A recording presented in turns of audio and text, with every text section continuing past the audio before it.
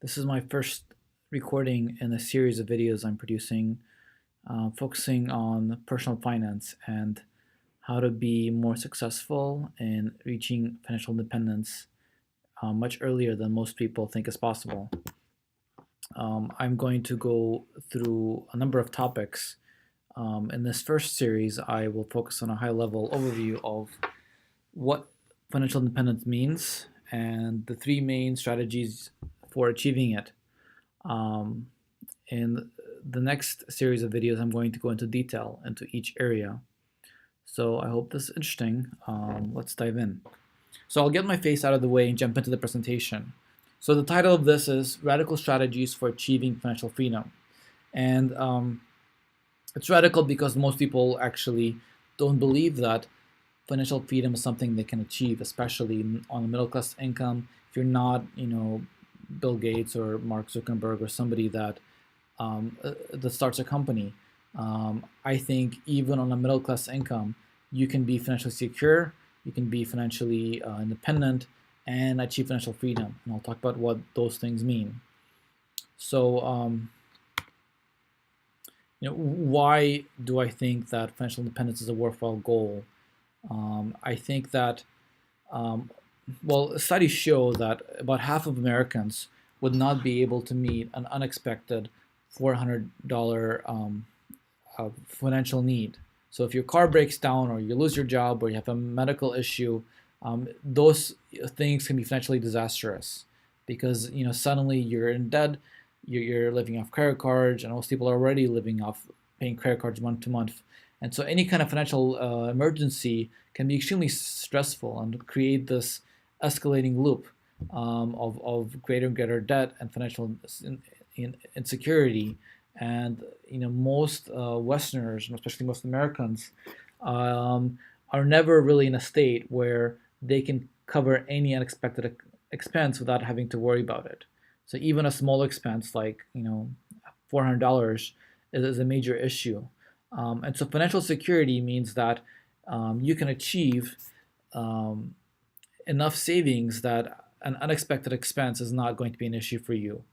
And that's kind of the baseline that I think every person can meet with just adopting some good personal finance habits. And I think that's something you can do in a few months, especially if you don't have already have massive debt, and something that is possible to everybody, definitely. So that's the first level, to have enough savings in your bank account. And I think 3 months is a good goal to not worry about losing your job or having your car totaled or having a sudden trip to the hospital. The second level, which is a much higher threshold, is financial independence. So I define that as when your net worth exceeds 25 times your yearly spending. So that basically means that if you earn a 4% return on your investments, you can live on your principal indefinitely without ever drawing down your savings. So 25% is kind of a consensus number that financial advisors, not 25%, 25 times your yearly spending. So not your yearly income, but your yearly spending, which I'll talk about why that's an important clarification later. So if you reach that much savings, you can live in your current lifestyle forever without ever drawing down what you have saved, just based on the return from your investments. And that's a pretty safe bet because this assumes a 4% yearly return. The stock market before inflation actually returns closer to 10%. So then the third goal, the ultimate goal, is financial freedom. And I define that as living your ideal lifestyle, not just what you live now, but reaching your financial goals and your lifestyle goals. So here's the difference, for me at least. Financial independence is when I can not have to work a wage job and go travel around the world.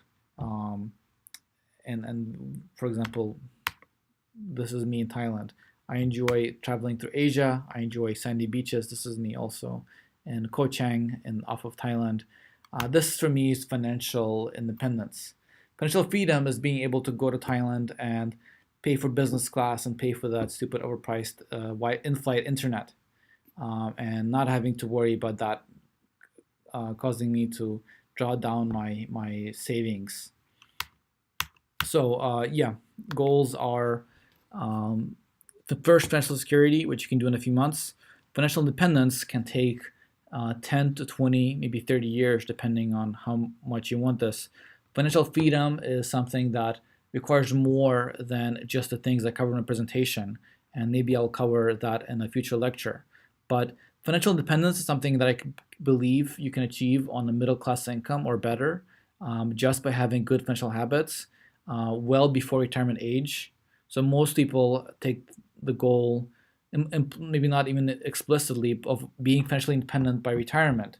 So with the government's social security and your own savings, you will not have to work and maintain. You'll maintain for the most part your current lifestyle um, with your savings and whatever benefits and or pension you have. Financial freedom is something most people, wish they could do if they win the lottery. I think all three goals are possible. I plan to achieve all three goals well before my retirement age, and I'll tell you how.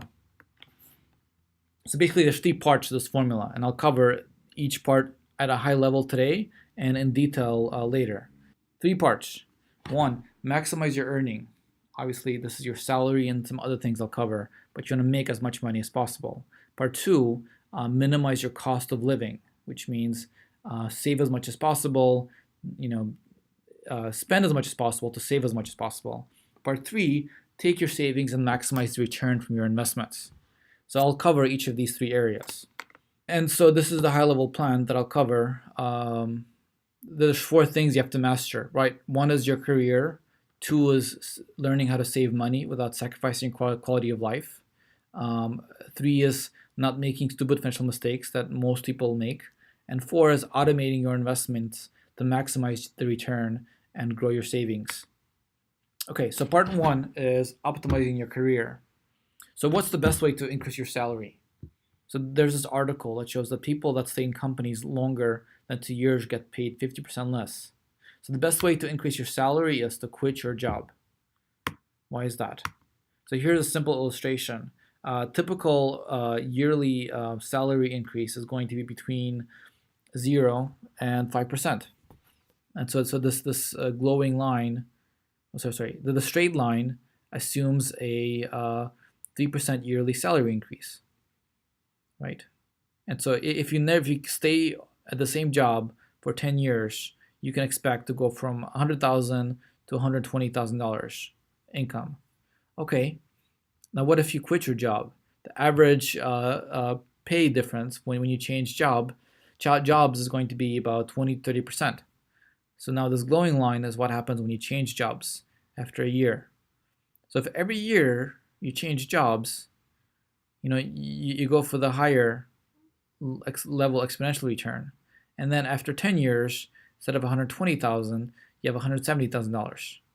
Why is that? Well, your employer is incentivized to pay you as little as possible, whatever they can get away with, and it's kind of hard to justify, reshuffling your role just to pay more money, and it's hard to justify paying you substantially more. But when you change jobs, you can work in a totally different area. You are being hired with somebody that's actively looking for somebody that adds a lot of value to their business. It's a lot easier to ask for more money when you're changing jobs than just to ask for promotion of 20-30%. And so the best way to grow your salary is to change jobs every year, every 2 years. And that's what I've done. That's what I did in the first approximately 12 years of my career. Is I would often double my salary by changing jobs when I saw an opportunity. So next, this is the one, but it's actually my second advice is to make your job your primary focus in life when you're young. So what does that mean? It doesn't mean that you should ignore all personal relationships. It means that you really have to focus on your career. And young people these days don't really get that. For example, focusing on your jobs means not staying up late playing video games or partying when you have to work the next day, right? It means that um, the main area, the main focus of your life is how to be successful in your career, because focusing your career for 10, 20 years is what sets you up for life. So make that short-term sacrifice to stop watching Netflix, stop playing video games, stop drinking so much. If that means that that's what makes you more successful in your job, it means that you not just work hard. Working hard is not that makes you successful. It's delivering value to your employer, right? You have to aggressively invest in yourself, in your own value. How do you do that? Well, one way that you do that is you develop new skills, and that could be in education, but it also means side gigs where you work in a new area and you develop a talent. I'll talk more about that later. But another aspect of developing your value as an employee is to demonstrate value to your employer. So what does that mean? Um, if you simply work hard, oftentimes that first of all that's not noticed, and that actually generates more work to your manager.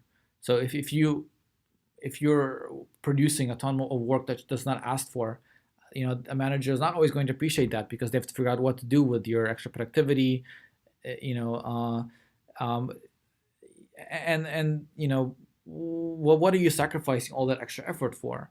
What my suggestion is that actually you should focus that time instead of burning yourself out. Um, Instead of burning yourself out, you should focus on demonstrating your value to your employer. So it's not necessarily bragging, but it is making the value you're producing visible within your company. And for example, I work in marketing. My team knows that they need to demonstrate their value, and so we use Slack for communication, and we share our achievements within the marketing team and with the rest of the organizations. And so we post on Slack whenever we have a success. The point is that marketing yourself is part of your job description. You should not think of this as something that is sucking up to your employee or something that you don't have to do. Showing your value to your boss and within your organization is something that is essential for your organization to understand how much value you're contributing. So always remember that showing your value is part of your job description as an employee. And for example, here's one of my team members shares a report. He generated a marketing campaign that boosted some numbers in our internal CRM system, and we would have no idea how much value he created if he didn't create a document that went into detail and then shared it with us. And so, if you're working hard, remember to document the value you're creating with the organization. Okay, so here's the big one. The way that you accelerate your career is by building multiple income streams. So your day job is your primary income stream, but you need to have additional streams. And here's a question: how many paychecks should you earn at any one time? The vast majority of people think that it's enough to have their primary job and earn one paycheck, and I disagree with that. I think that everybody, especially young people, should develop 4 income streams. So here are the 4 income streams that everyone needs to build. Number 1 is your day job. Your day job is your day job. Number 2 is the savings that you make. You invest in the market and whatever opportunities that you decide to invest in. That's a secondary income source. Number 3 is your side gig. Whatever you do on the side that's expanding your talent or experiments with a different field or something you do just for the pleasure of it. That's your third income source. Number 4 is asset-derived income. So that could be real estate, whether you buy a property to rent out, or that could be business interest. And so your investment portfolio is going to have, from almost everybody, a maximum return of, that's pretty close to the stock market return. But your asset-derived income is generally going to be higher risk, whether you're buying a house to rent out, flipping homes, or investing in a business. This is what actually is taking a chance, becoming an entrepreneur and creating the opportunity for financial independence and financial freedom. So in my case, I have let's see how many I have: one, two, three, four, five. Side. I have my day job, which is number one at the top, but I have four different side gigs. So I have a fee where I work full time, but I'm also involved with the Atlanta Bitcoin Embassy, Velm Capital, which is a small hedge fund that we started with some partners. The Objective Standard, where I am a webmaster, and Liberty at Me, a website that I co-founded that I'm also a webmaster of. And each one of these provides an income stream. Plus, I have some others. But the point is that I actively cultivate multiple income streams, and I try to automate them as much as possible so that it just becomes another source of revenue, and allows me to take the majority of my paycheck from my day job and put it directly in the stock market. So I've talked about how to maximize your salary. Now let's talk about how to maximize your savings, or looking at it the other way, to minimize your burn rate. So we're thinking here about taking your salary as a given, how to spend as little as possible, because the less you spend, first of all, the more money you save, the faster you can compound your returns, but also you can reach retirement a lot sooner because if you live cheaper, you need to save a lot less money to achieve that magic number, which is 25% your your your cost of living. So if you need to live off of, let's say, $50,000 a year, you can achieve the necessary savings a lot faster than if you need to live off $100,000 a year in retirement. So, for example, let's start with something that I didn't get at first. Is bringing your own lunch to work a good way to save money? Well, sure. I mean, this is a lunch. I'm lucky my wife can make some lunch for me almost every day, so there's virtually no work that I have to do. Bringing your lunch to work saves money, but actually, it's difficult to maintain that habit. If you live a busy life, it's difficult to make your lunch every day if you're used to dining out. So that's a difficult change, and it's a habit that you have to develop. And ultimately, it's not going to save you that much money. So if you pay $5-10 a day, a work day for lunch, you'll save a few $100s each month. That's a good goal to have, but that's not where I would start. So let's start by looking at what does the typical Westerner actually spend his money on every month. So here's a report from the Department of Labor that looks at the biggest expenses. And in this chart, let's see if you see my mouse here. So the largest expense is housing. So number one expense is housing. Let's look at my lunch that I'm bringing to work. So food is a relatively minor expense, and if we look at food away from home, that's 5.4%, and maybe my lunch that I bring to work is going to be 1-2% here. So if I switch, this is a major change in lifestyle. I've made it, but maybe for you that's a big deal. To make your own lunch every single day, the most you'll save is 1% of your salary. What if instead we focus on the three largest expenses that we can save on? So the so-called fixed expenses. So they are housing. What's number two? Transportation. What's number three? Insurance. So let's look at these. Number one, a tip I have is cut the fixed expenses first. Those three largest expenses. So let's start with the housing. My point here is that if you cut your so-called fixed expenses, that's something you do once and is automatic.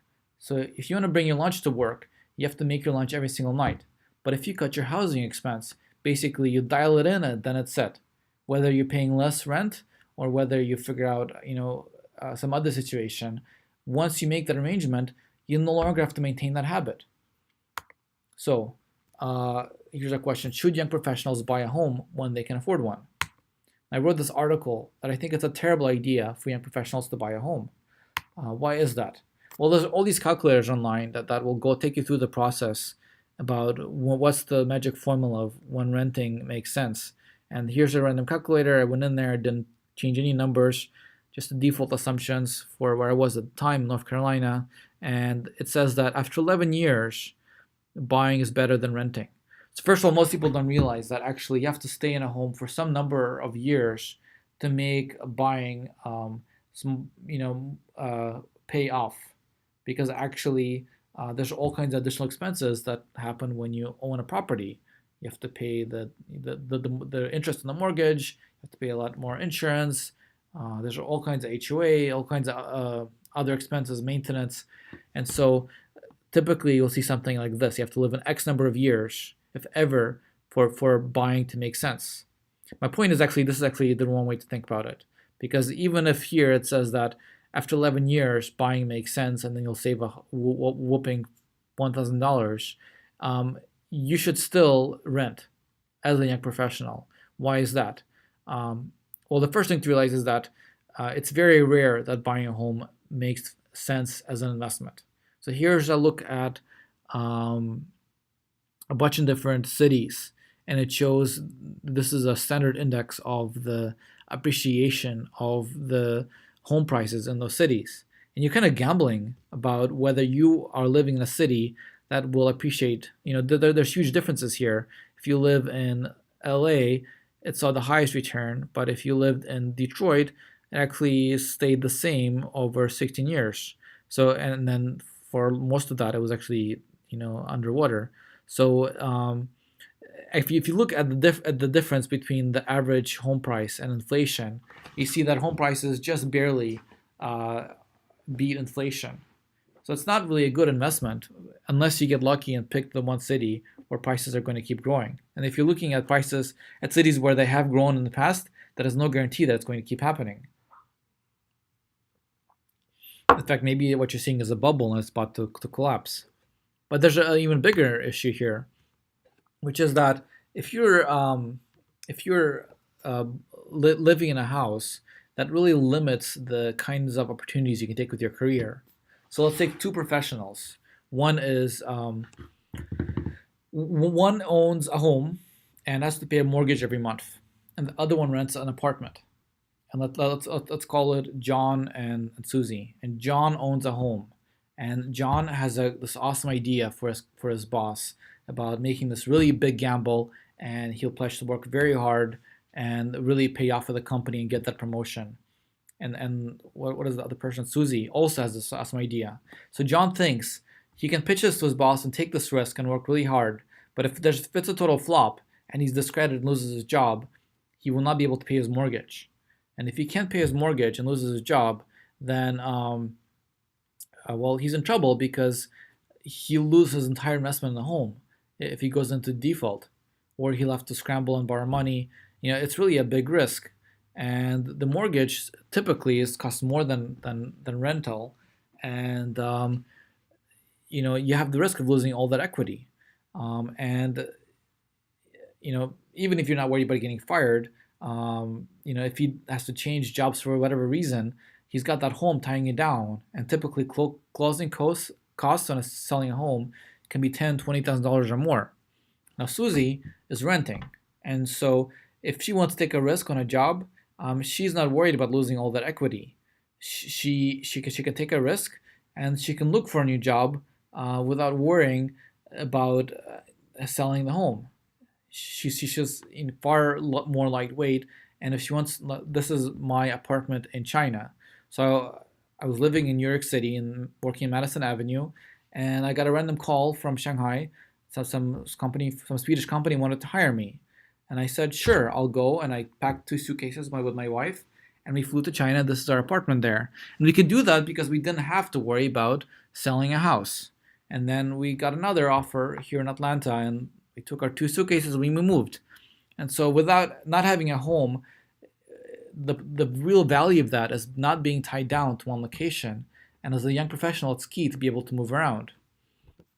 So moving on, transportation.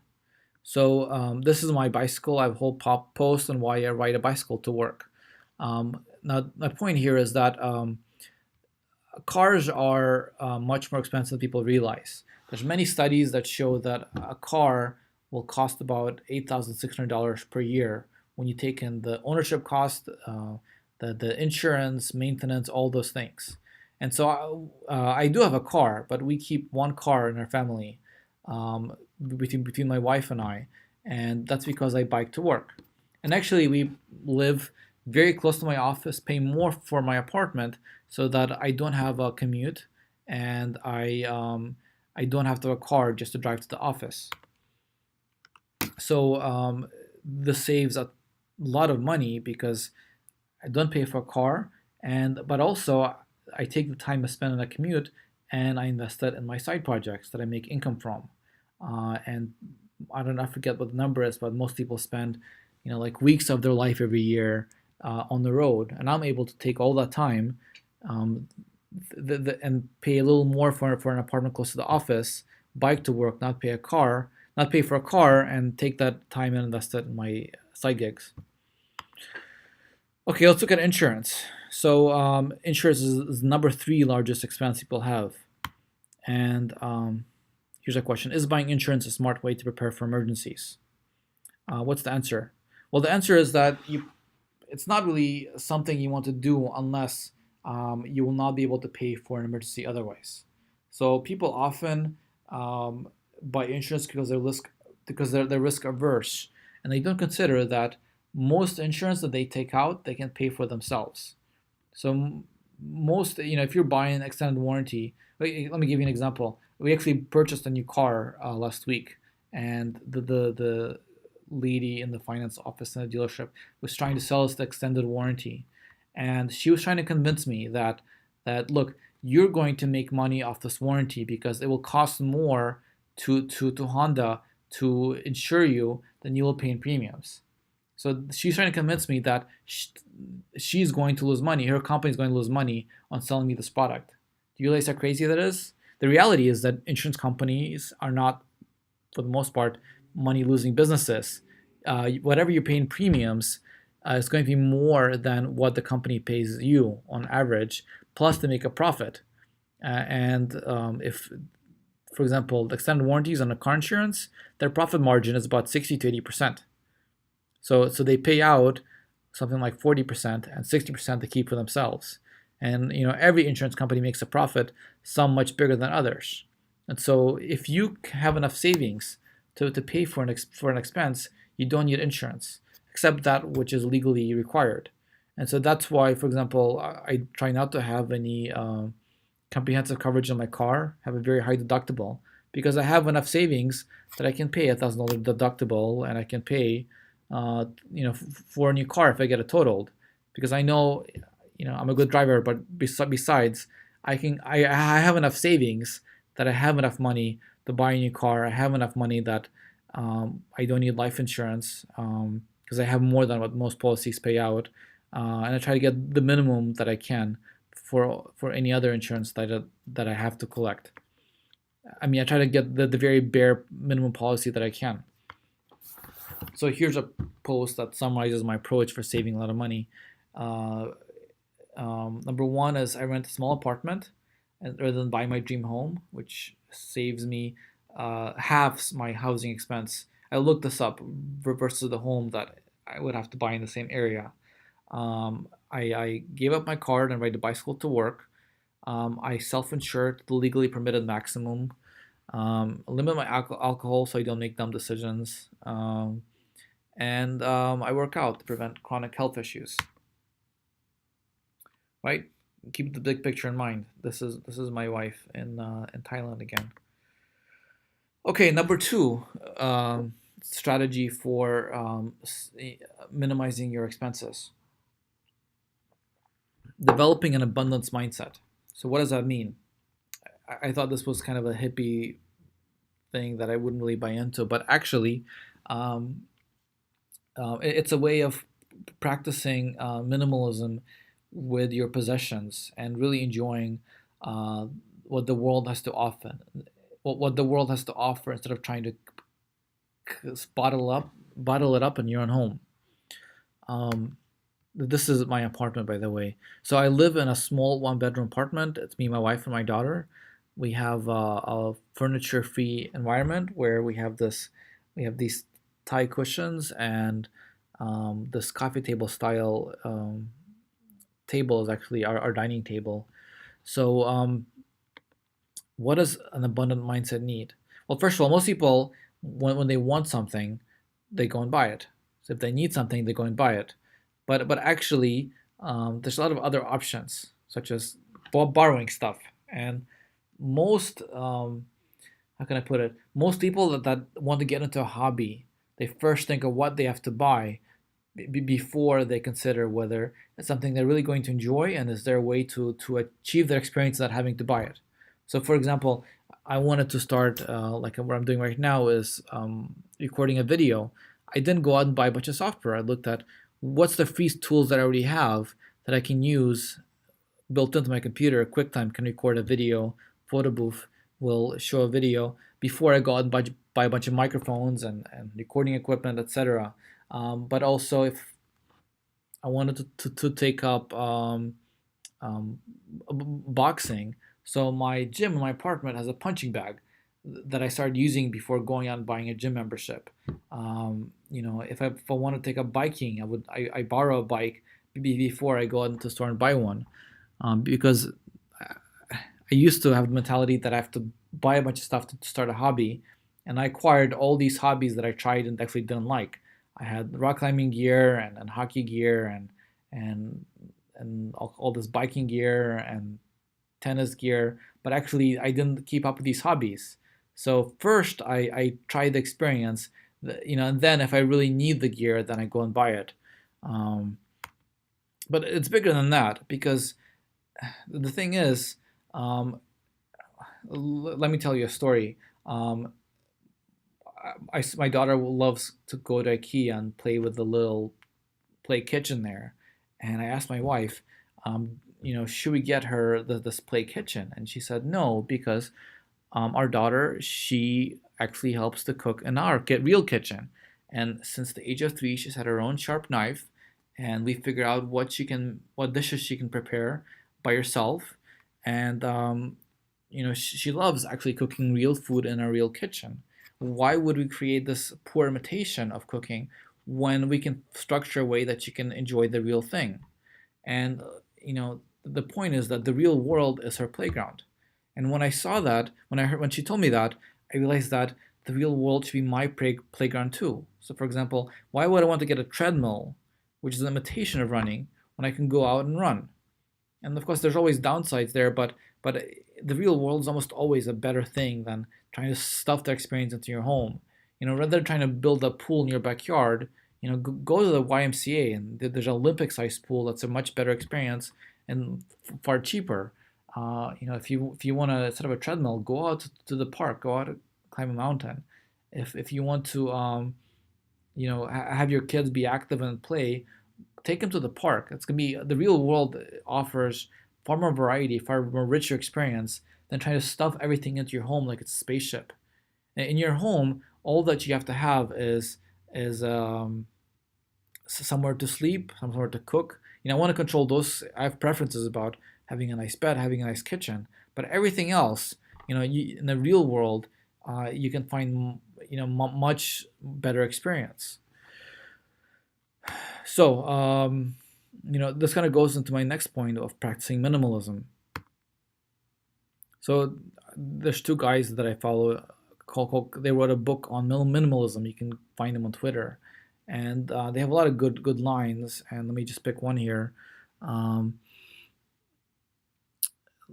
our memories are not in our things. Our memories are in us.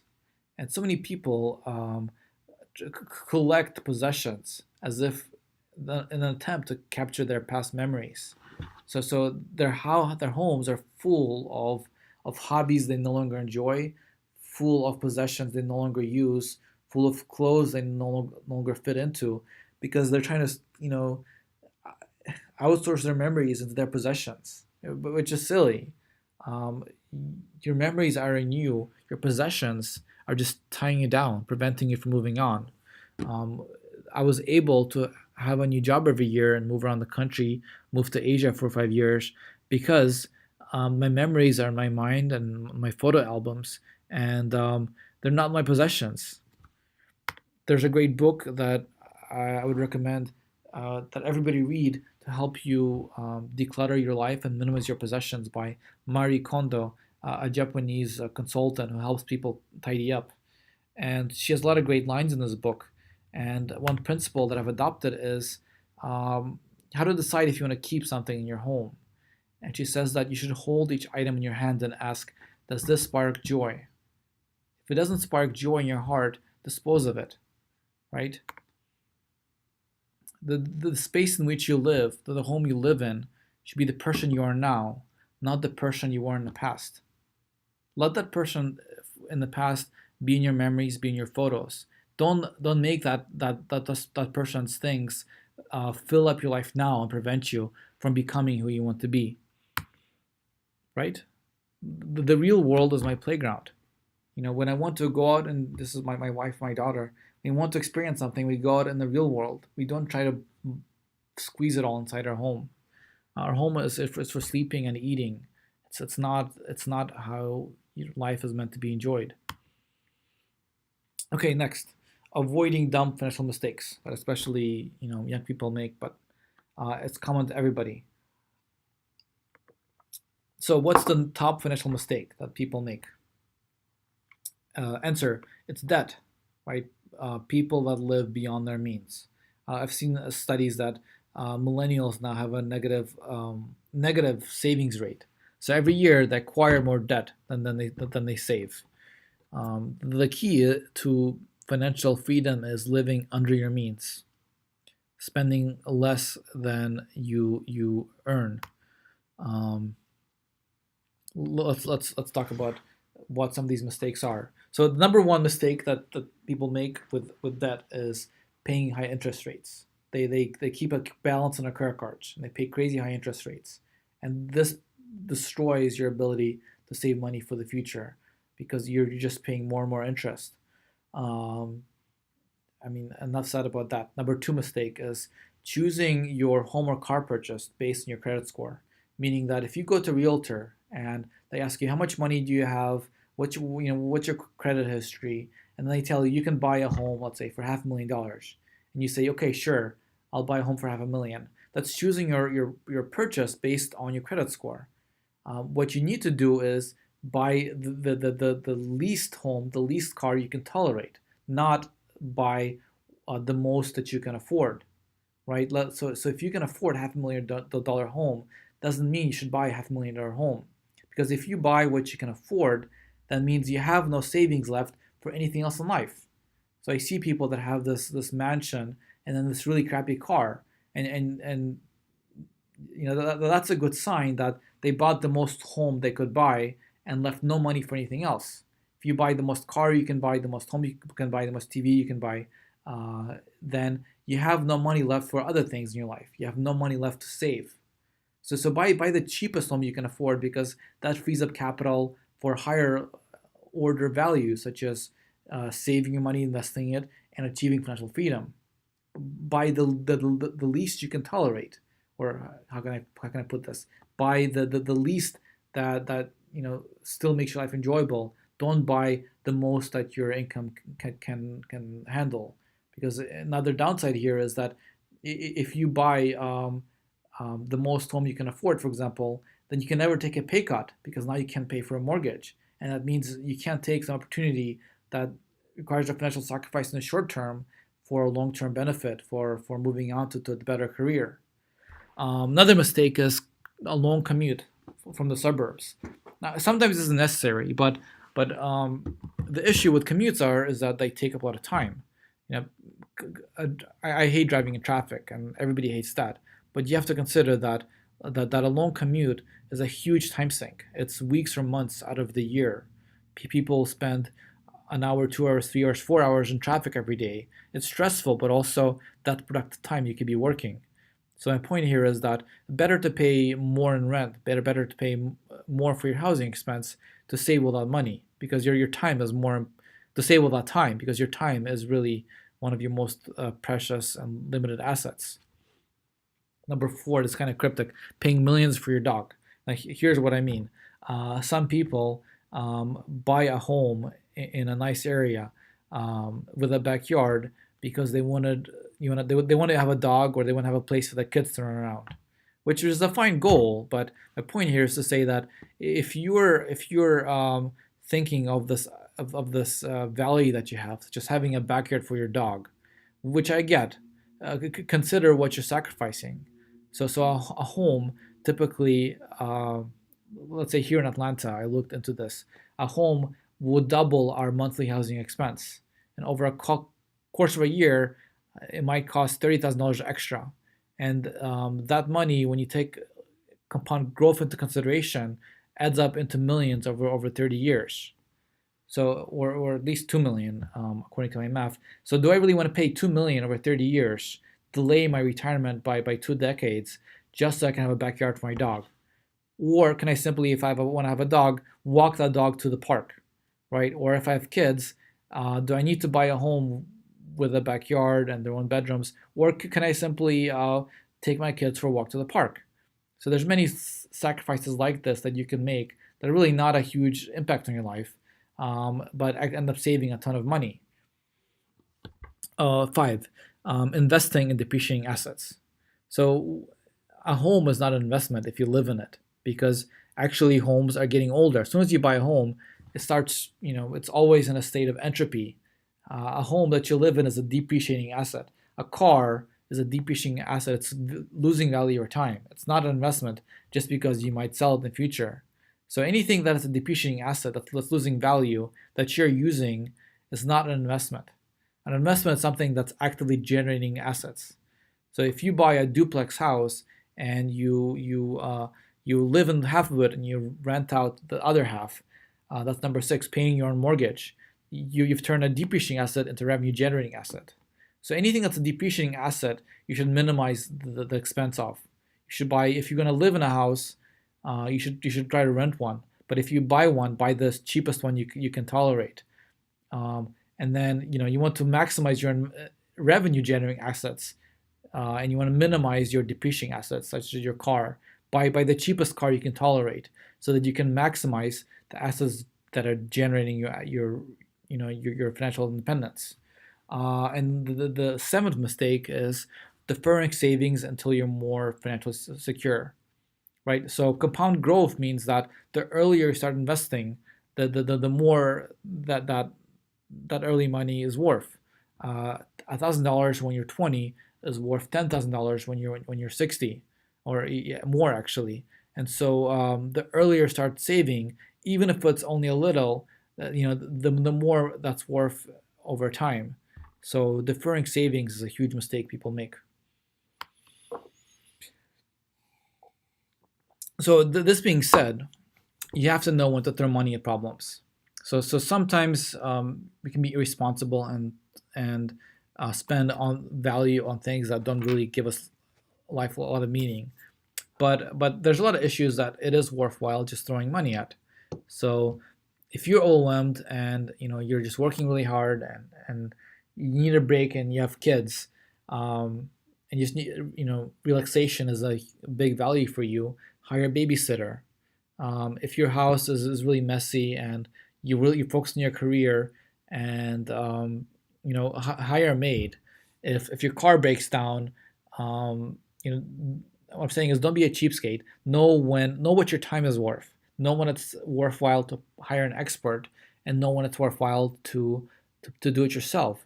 Figure out what is your actual hourly rate, right? Based on your salary, based on how much additional income you can generate if you had more time, and use that number to figure out, is it worthwhile to throw money at a problem, or is it better for me to fix this myself? Okay, and then last bit of advice I have for personal finance is keep track of your spending. So there's a great app called Personal Capital. There's other ones such as Mint, but I like Personal Capital because it's so comprehensive, and it basically tells me what my budget is every month. What's my cash flow? How much am I spending on each category every month? And how does it compare to my previous history? And so, yeah, Personal Capital, I'll post a link in the description, and great way to track how much you're spending. So I don't really have a budget every month. What I have is I get notified. I get a push notification every week with my weekly report, and every day on my iPhone in my what do you call it, in my dashboard, I see every expense that comes in.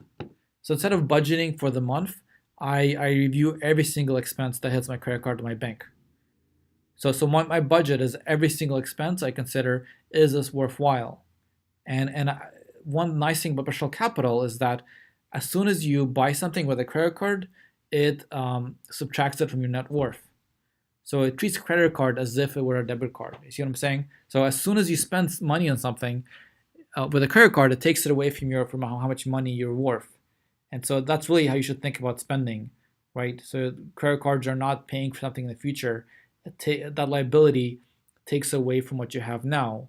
And so, by looking at every single expense instead of trying to stick to a budget and considering that every single transaction either adds or deducts from your net worth, you can really have a much more, might be much more in tune with your financial status. Okay, so going to my Zen place, we talked about financial maximizing your income. We talked about maximizing your income by boosting your career. We talked about maximizing your savings by living frugally and not making stupid financial mistakes and being nimble. Now let's talk about investing. Part 3, how to maximize your investment returns. So in the first part, we talked about how to maximize your income streams. Then we talked about how to minimize your cost of livings. In this part, we'll talk about how to maximize the return from your savings, how to maximize how much your money is working for you. So here's a question. What kind of salary do you need to save $1 million by age 40? I think the answer is $50,000 to $80,000 per year. And here's how I figure it. Even a middle class income can earn $1 million by 40. If we do some simple math, if you start saving at age 20, you have a rate of return of 10%, which is about the historical rate from the stock market before inflation.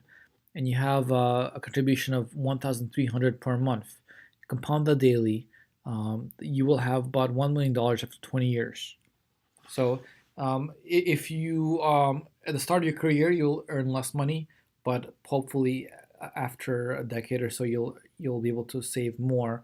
So it averages out because a smaller amount earlier in the compound growth is more important, and a larger amount later is going to be less important. But it averages out so that if you invest an average of $1,300 per month, compound daily over 20 years, you will have about $1 million. And if you do some math, if you're able to save 1/5 of an income of $78,000 per year, you will have $1 million after 20 years. We'll see that depending on your ethnic group, that can be somewhat above or below the mean household income for the group. And if you have a master's, that will be the average income, and that's slightly above the average income of somebody that holds a bachelor's. But it's not that much to try to save per year. If you follow my advice in the previous section, it's definitely doable to save $1,300 per year. And if your income is substantially higher than the mean, then you can expect several times that and achieve a net worth of $1 million in as little as 10 years. So you can reach your financial goals sooner. Now let's talk about how to maximize your investment returns. So here's a question that some research has have discovered. What's the number one factor in investment success? Well, the answer is that it's actually your savings rate. More important than trying to boost your returns, your rate of return, which you can only really boost by 1 or 2%. More important than even when you start investing is what's the percentage of your income that you're able to put away every year. So all else being equals, this is the largest determinant of how successful you're going to be as an investor. Now let's look into detail about what's the most successful investment strategy. So here's the question: should you buy low, sell high? This is kind of the typical advice you will hear to try to time the market so that you pick the time when prices are low to buy and you sell when prices are high. So I think the answer is no. You should not buy low, sell high. You should go long, which means you should stay in the market long term. Why is that? Well, tons of evidence has shown that trying to actively manage your investments, trying to get in and out of the market, doesn't really work because there's really no way to predict how the market is going to perform. So this is the S&P 500, and I got lucky. If you can see my cursor right here is when I started actively managing my portfolio, and within the first year, I had achieved a return of about 60%. Right here's my actual screenshot from E-Trade. Um, the blue line is the S&P 500 with 23%. The blue is my main portfolio with about 58% return after 1 year, which you can see right here. So I did pretty well, and you're going to hear stories like this from a lot of traders. What you don't hear is that what happened before this, or before this, I had picked a broker who invested most of my money in subprime mortgages, lost 80% of it, and so that's when I went and started my own. Um, so it's a case of survivor bias because you hear about funds that are actively managed that have been successful, but that's because the ones that failed simply get closed, and they've been only successful because they happened to start at the right time when the strategy was effective. So the point is that um, you will hear a lot of stories about successes, but that's only because they happened to be successful within that time period. Over the long run, uh, uh, actively managed investments tend to not perform any better than simply investing in the market index. And I'll show you more about that later. So the actually successful way to be effective in the market is to diversify.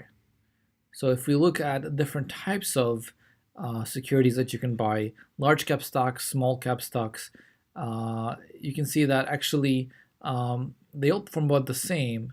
And a diversified portfolio at the loss of a few percentage points. I mean less than 1 percentage point actually uh, is much more stable, and it lets you not have to choose any single type of investment to be making, and it's always going to be more better performant than simply holding your money in cash. So there's this theory called the modern portfolio theory, where we can classify investments by the rate of return. So bonds, for example, are going to have a rate of return historically of 5.3%, and stocks will have a rate of return of about 10% historically. But bonds, even though they have a much lower rate of return, they're much safer.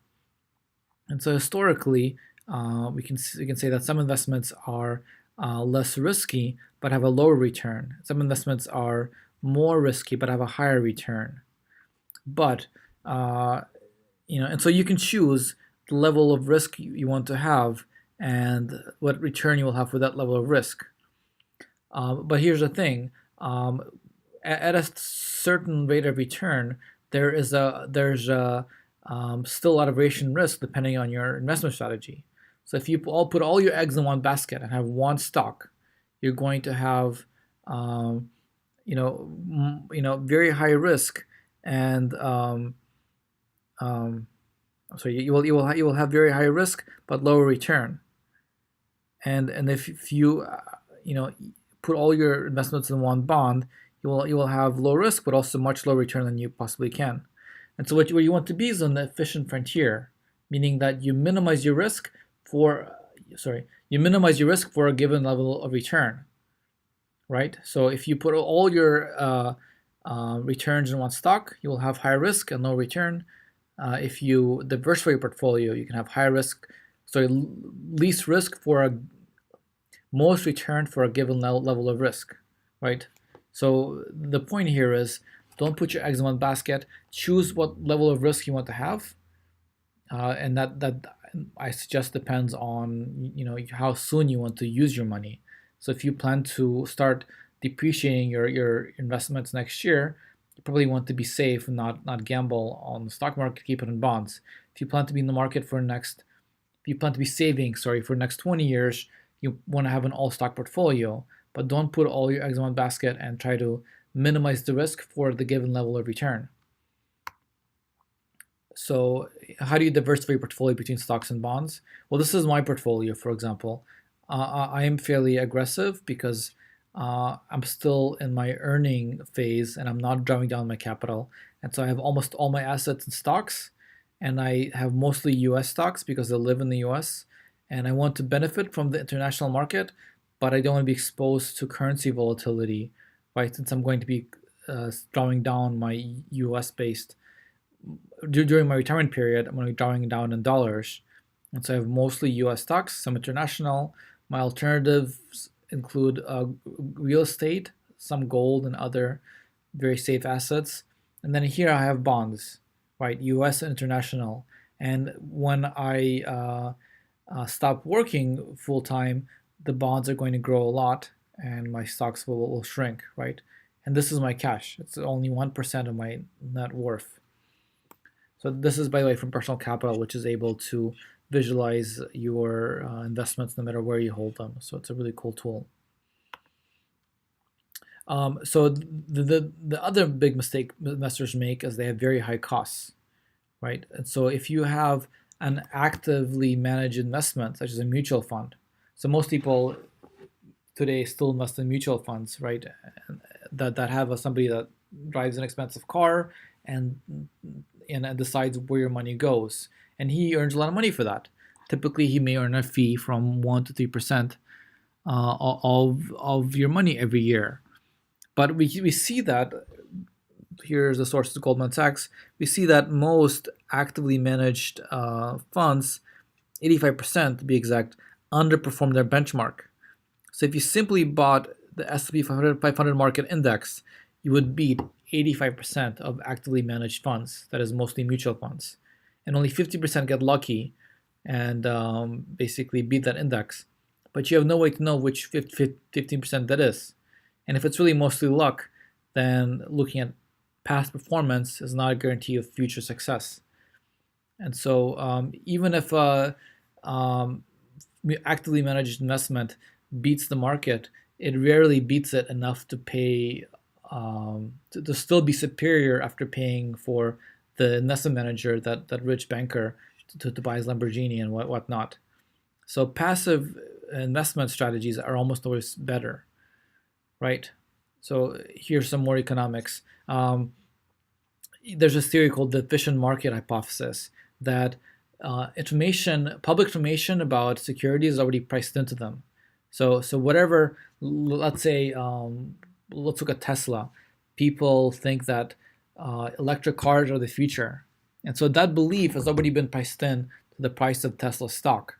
And so, the efficient market hypothesis that markets are already efficient, and you thinking that electric cars are the future is not going to give you an advantage because everyone else has already realized that, and that's already been accounted in the price of the stock.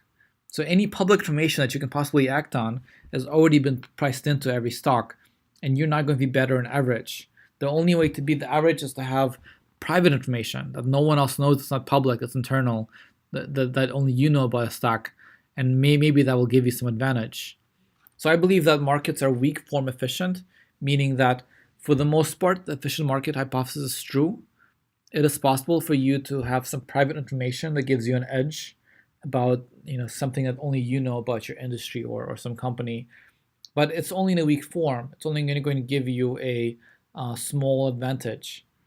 So the only way that you can really earn large returns from investments is private information, meaning that individual relationships are a form of private information. If you start your own business, you have information only you know about the market that your business has and its products. And so that can give you large returns.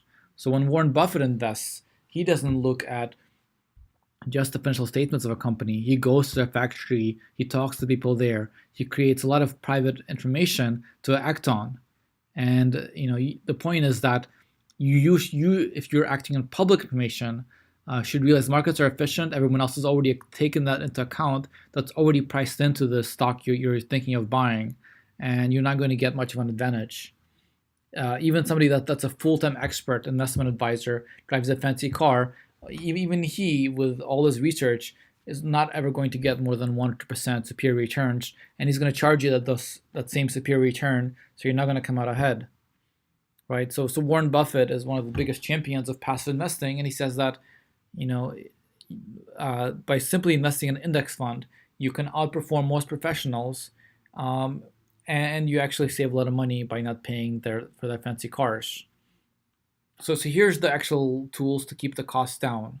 You want to buy low cost ETFs and index funds, which are basically broad market investments that you get the average from a market category. And Vanguard offers very low cost, like 0.15% yearly fee, and you can invest in a broad market, all U.S. securities, or for example, Divide have 60% in all U.S. securities and 30% in all foreign securities. I think it's called VOO for all U.S., and VEU is the ticker for all stocks that are outside the U.S., and then 10% in alternatives. Or you can use a robo-advisor, Wealthfront, Betterment, Personal Capital. I use Personal Capital to automate the strategy, and I showed you the screenshot. This is from Personal Capital, a robo-advisor who automatically maintains this balance for me and makes it tax optimized for a small fee, right? Where am I? Yeah, so use a robo-advisor or a low-cost ETF, shop around, look into the cost of the security that you're considering buying it.